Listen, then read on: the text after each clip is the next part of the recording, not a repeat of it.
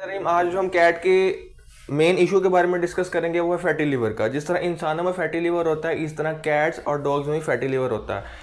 इसकी काफ़ी ज़्यादा मसले मसाइल हो सकते हैं, इसकी काफ़ी ज़्यादा कॉजेज़ हैं। हम अगर कुछ कॉजेज़ की बात करें जो कि कैट्स में बड़ी इंपॉर्टेंस रखती हैं, वो है आपके पास हार्मोनल इश्यूज़।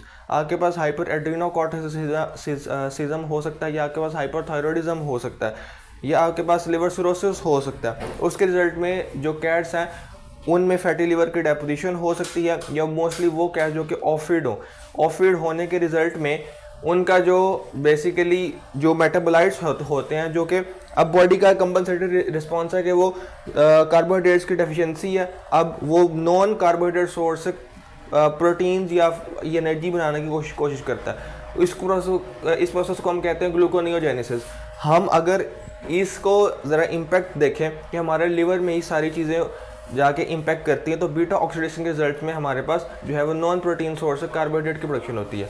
सो कैट्स में बेसिकली सबसे ज़्यादा इंपॉर्टेंट इशू फैटी लिवर का है, और हमें अगर हमारी कैट ओबीज हो रही है और ओवरवेट हो रही है, तो हमें हार्मोनल इश्यूज़ के साथ साथ हमें ओबेसिटी को भी जहन में रखना चाहिए। अब हम अगर न्यूट्रिशन की बात करें तो लोग समझते हैं कि न्यूट्रिशन खाली ज़्यादा न्यूट्रिशन देने से जो कैट ओवरवेट होती है, लेकिन ऐसा नहीं है।